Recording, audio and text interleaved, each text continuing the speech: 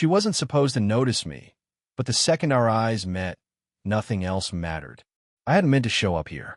Not today, not like this. Yet somehow my feet had carried me down her street, past the familiar iron gate, to a door I wasn't sure I was allowed to knock on. I stood there just long enough to realize my hand was sweating, my chest tight in a way that wasn't just nerves. Something heavier, something I couldn't name, had made me come. When the door opened, I nearly froze. She was there, taller than I remembered from our brief childhood encounters, the kind of presence that made a room quiet when she entered. Her hair had streaks of silver now, and the laugh lines around her eyes made her seem both older and impossibly alive at the same time. She looked at me like she knew exactly why I was there, though she said nothing at first. "You came for him," she said softly. Her tone was calm, but the way her lips quirked into that half-smile, half-expectation, it was disarming. "But I'm glad you're here first." Her words didn't make sense at first, and yet they hit me somewhere deeper than reason. There was warmth in them, curious, teasing, almost fragile. But underneath, I felt the weight of caution, like we were both aware of something we shouldn't admit. I stumbled over my own greeting, tried to sound casual. My voice cracked, betraying the calm I was trying to summon. She raised an eyebrow, tilting her head, and I realized I didn't need to finish. She already knew. The air between us shifted when she stepped aside, letting me in. The apartment smelled faintly of jasmine and something woodsy, a fragrance that felt like home and danger all at once.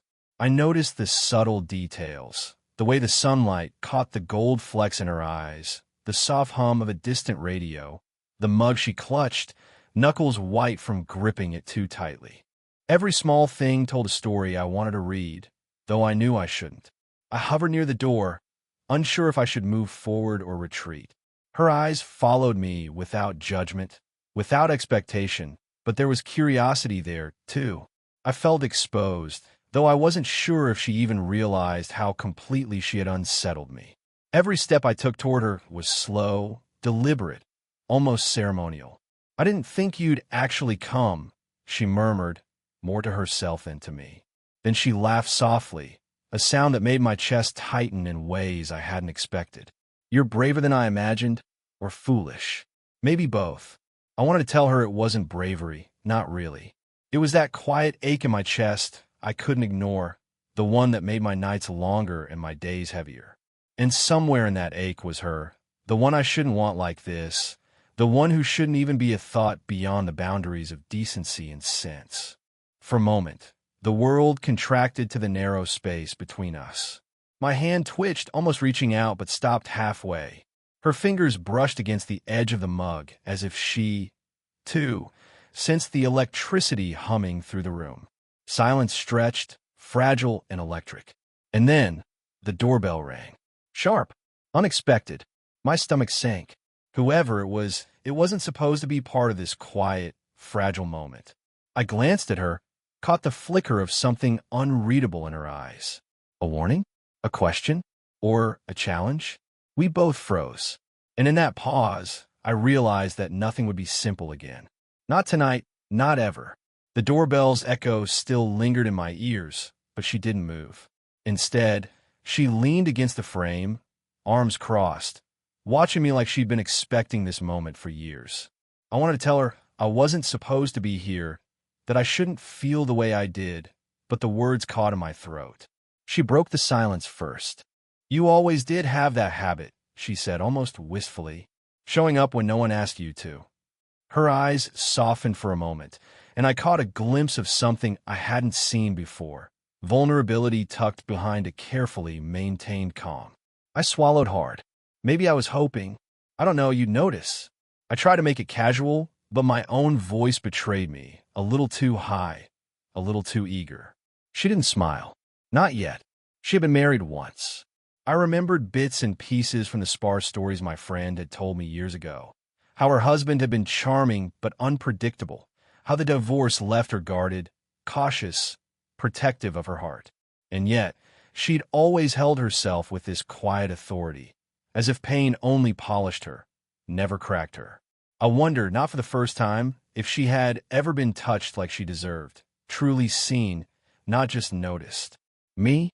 I was 23, barely holding myself together. Relationships had come and gone, mostly shallow, leaving me unsure of what I wanted. But with her, I didn't want shallow. I didn't want fleeting. I wanted to understand every fold in her mind, every tremble she tried to hide. And that was the risk. She was older, wiser, complicated in ways I was too young to fully navigate. If anyone found out, especially my friends, I would never hear the end of it. Some part of me even worried she might see me as a boy, a momentary curiosity, nothing permanent. But the pull I felt was stubborn, insistent. We moved into the living room slowly, her gestures casual, mine clumsy. I caught the faint scent of the jasmine again, and it made my chest ache. She sat on the couch and patted the space beside her, a small invitation I nearly missed. I hesitated, aware of every inch between us. "You always liked that story," she said suddenly, nodding toward a small painting on the wall. "The one your mother told about the rainstorm when you were 6. You hid under the porch and refused to come out for hours." I blinked, surprised. She remembered. Not just that story, but the way I'd been terrified of the storm, how my father had tried and failed to coax me into safety. I hadn't thought anyone remembered something so small, so childish. "Guess some things stick," I murmured. She smiled softly, reaching out before I could stop her, brushing a stray strand of hair from my forehead. Her fingers lingered too long, and my hand twitched instinctively, not wanting the moment to end. That brief touch, the shared memory, the quiet acknowledgement of who we were, it pressed something into my chest that I couldn't name but couldn't ignore either. And for a single heartbeat, the world outside, expectations, judgment, age, caution, didn't exist. I barely registered the knock before the front door swung open again. My heart skipped. I hadn't realized we'd been so close to being caught. Her eyes flicked toward the entrance, and a shadow passed over her face. Quick, almost imperceptible, but enough to make my stomach twist. She stepped in front of me slightly, protective, cautious. "It's just a neighbor," she said, her voice calm, but I noticed the tension in her shoulders. "Delivery, probably." I wanted to breathe, but my chest felt too tight. My mind refused to slow down. I glanced at her, the lines around her eyes softening as she smiled briefly, almost apologetically. That smile, it always had the uncanny ability to make me both dizzy and grounded at the same time. We moved closer again, the space between us shrinking despite the interruption. My hand brushed hers by accident, our fingers barely touching, but the spark was undeniable. I wanted to pull away, knowing the danger, but I couldn't. Neither of us moved. "You shouldn't be here," she whispered, almost against her will. Her eyes held mine, searching, hesitant.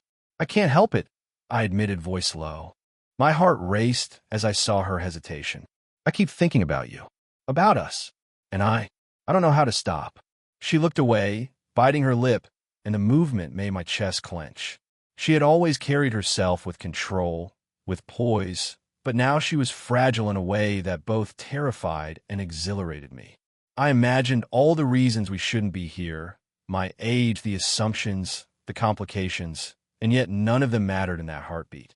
The hallway was quiet, and I thought maybe I could reach for her again, just once, and she wouldn't pull away.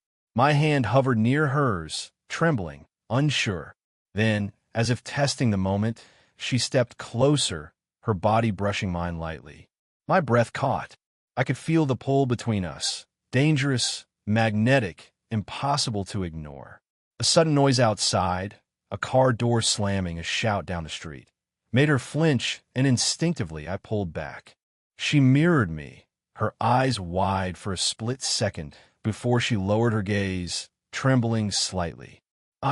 I shouldn't," she said, voice almost a whisper. You don't understand what this could mean. People will talk. It's not just us. It's everything." "I don't care," I said, sharper than I intended. But immediately, guilt pricked me. I was 23. She was impossibly more than that. Wise, complex, scarred in ways I hadn't lived long enough to comprehend. And yet, the pull was stubborn, relentless. Our proximity made every sound louder. The faint ticking of a clock, the subtle scrape of her chair, the quickened beat of our hearts.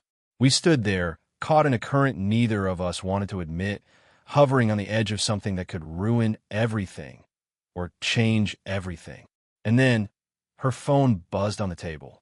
She glanced at it, and her hand froze mid-motion, her eyes catching mine. There was a pause, so heavy it pressed against my ribs. She hadn't answered. I hadn't moved. For a moment, nothing existed but that pause, the unspoken tension crackling like electricity, and the understanding that whatever came next could shift everything between us, forever. Her phone buzzed again, insistently this time. I watched her hand hover over it, trembling ever so slightly, and something sharp twisted in my chest. Jealousy, sudden and unwelcome, flared before I could stop it. Not at her, at whoever dared to interrupt this fragile, impossible connection. She sighed, finally glancing at the screen. Her eyes flickered briefly, unreadable. "It's nothing," she said, tucking the phone back in her bag. But the edge in her voice betrayed her calm. I wanted to ask, to press, but the words stuck, lodged behind my teeth. Instead, I just stared. My gaze roamed over her. The curve of her jaw, the slight tremor in her fingers, the way her shoulders carried both weight and grace. And I knew, then, that I could lose myself here, utterly and without pause. She noticed me watching. "You're staring," she murmured, a teasing note hiding under the tension. But I could see the uncertainty in her eyes. Something unspoken lingered between us. Longing, risk, a line neither of us had dared cross. "I can't stop," I admitted before I could think better.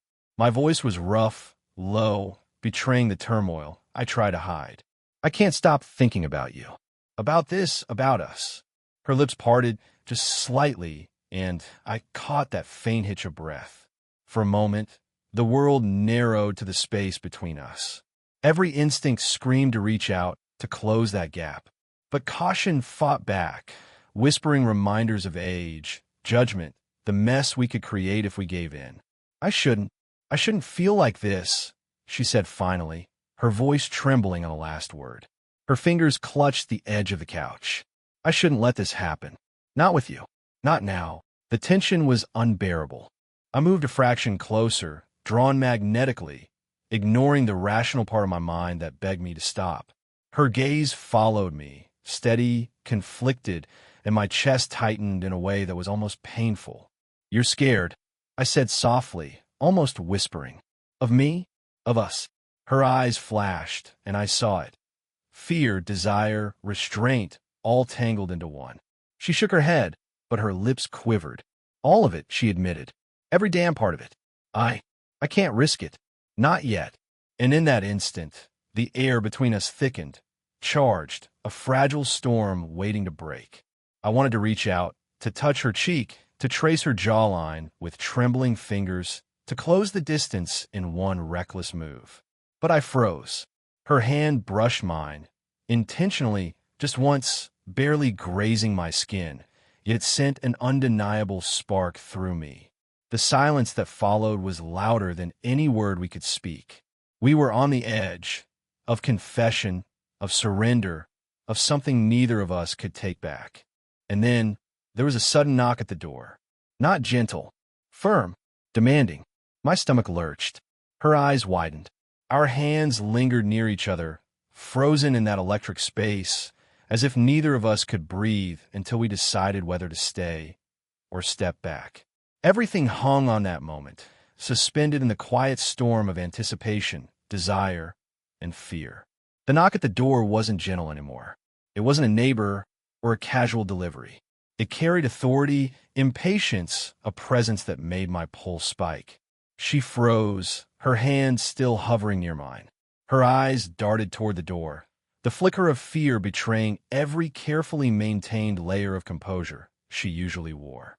I felt my chest tighten, a cold knot of tension winding itself around my ribs. I didn't expect anyone," she whispered, voice low, taut. The door swung open before she could answer, and my heart stopped. There, leaning against the frame, was someone from her past, someone I had never imagined would appear tonight. Her ex-husband. Or at least, the man who had haunted her stories for years. The one she never mentioned in depth, but whose shadow seemed to linger over every hesitant smile, every carefully measured word. "Hello, Julia," he said smoothly, the familiarity in his tone making the room shrink. His gaze swept over me, assessing, calculating. Then it landed on her, and something cold passed over his face. "I didn't think I'd find you here. Alone." I wanted to move, to step between them, but my body refused. Part of me froze in awe, part in fear, part in the undeniable pull I felt toward her even now. She hadn't moved either. Her shoulders stiffened, her eyes meeting mine briefly, a silent plea I didn't understand fully. "You," she started, faltering. Her voice cracked. This isn't, I know," he interrupted, calm but precise. "I didn't come to argue. Not exactly. But there are things you need to know. Things you've been hiding." His eyes sharpened. "And someone else needs to hear them, too." My stomach churned. Her eyes flicked to mine, panic barely contained. I could see her struggle to decide between honesty and preservation, between protecting me, herself, and the fragile bubble of intimacy we had built tonight. "What is he talking about?" I asked, my voice steadier than I felt. My pulse raced, every nerve ending humming with tension. I thought you'd never find out," she murmured, a tremor in her tone. She stepped closer to me instinctively, like I was a shield she hadn't known she needed. Her hand brushed mine again, light, fleeting, but enough to anchor me. He cleared his throat, and suddenly, the words hit like a punch. A lie. A secret she'd kept from me, something I hadn't suspected. A decision made long before tonight. About her past, her life, a connection I couldn't untangle from mine now. And in that instant, everything shifted. What I had thought was ours, unspoken and fragile, teetered on the edge of ruin. Desire and fear collided violently. Betrayal mingled with longing, confusion with need. I wanted to step forward, to touch her face, to insist that nothing else mattered, but the weight of the revelation pinned me in place. Her eyes met mine again, pleading, vulnerable, and I realized how badly I wanted to forgive her, to reach for her despite the storm, despite him, despite the danger of everything unraveling tonight.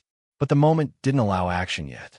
All that hung between us, the attraction, the risk, the raw, unsteady hope, was suspended, quivering like a flame in the wind. And then she whispered, almost to herself, but loud enough for me to hear, "I never wanted you to see this side of me, but I can't hide it anymore."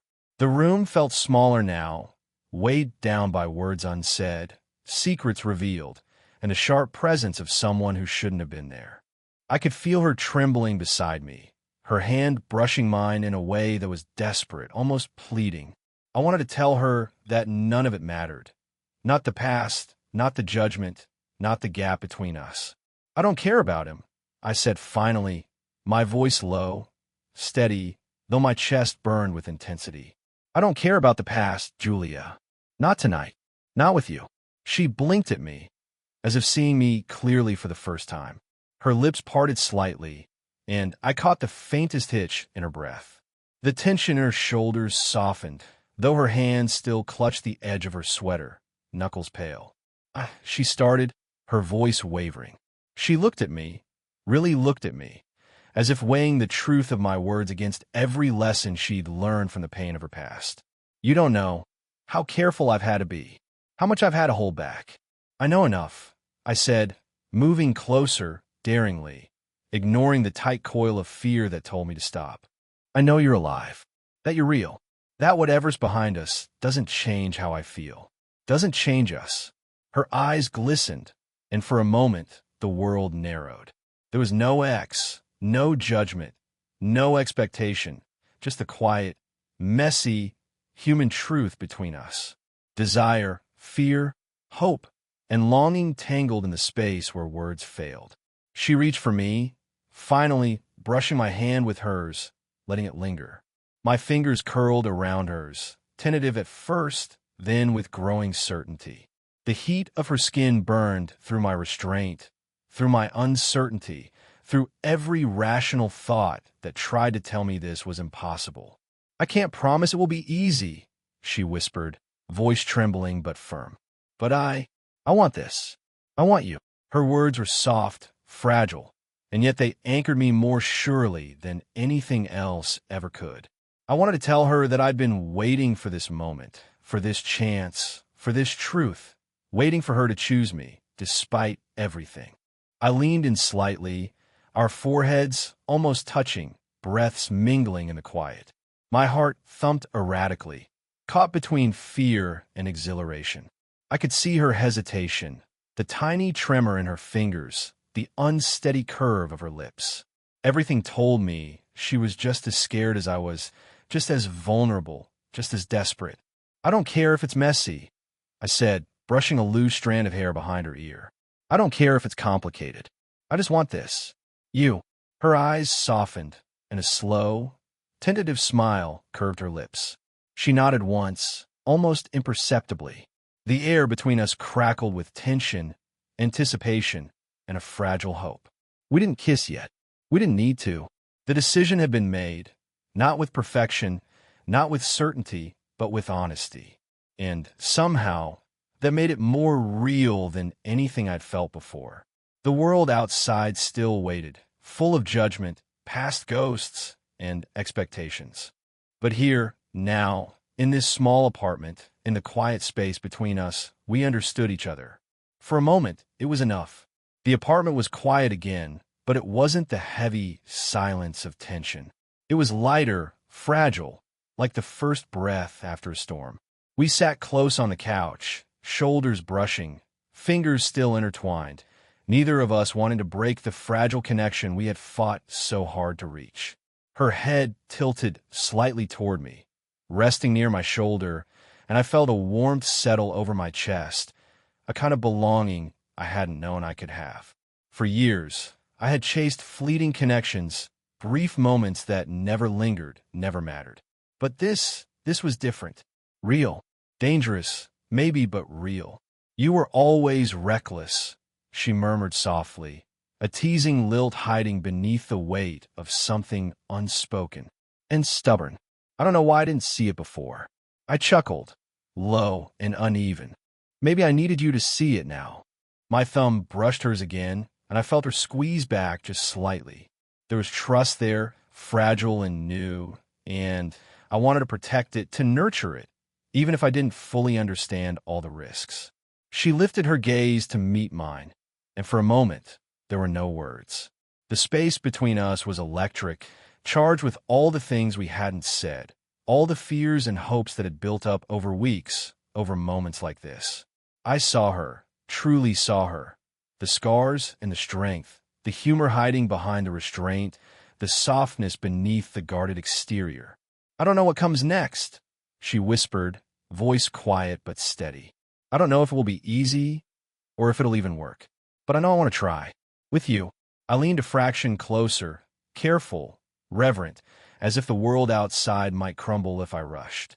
"I'll try to," I said quietly, meaning every word. "No guarantees. Just us." She smiled, a small, fragile curve of lips that seemed to melt the last of the tension in my chest. And for the first time, I didn't feel uncertain. Not really. Not about her, not about this. Whatever came next, we would face it together, or at least we would try. We sat in that quiet intimacy for a long time, just holding the space between us, letting it speak louder than words could. Outside, the city carried on, oblivious to the fragile, messy, perfect moment we had claimed. And in that moment, I realized something profound. Life wasn't about certainty. It wasn't about age or past mistakes or what people might think. It was about honesty, about courage, about being willing to reach for someone, even when the world said you shouldn't. We had found each other, not perfectly, not easily, but completely, and that was enough for now. The future was uncertain. The challenges would come. But in this apartment, in this quiet corner of the world, we had chosen each other. And sometimes that was the bravest, most beautiful choice of all. Did you enjoy the story? What kind of stories would you like to hear next? If you loved this journey of forbidden love, slow burn romance, and emotional honesty. Subscribe now for more heartfelt stories that stay with you long after the screen goes dark.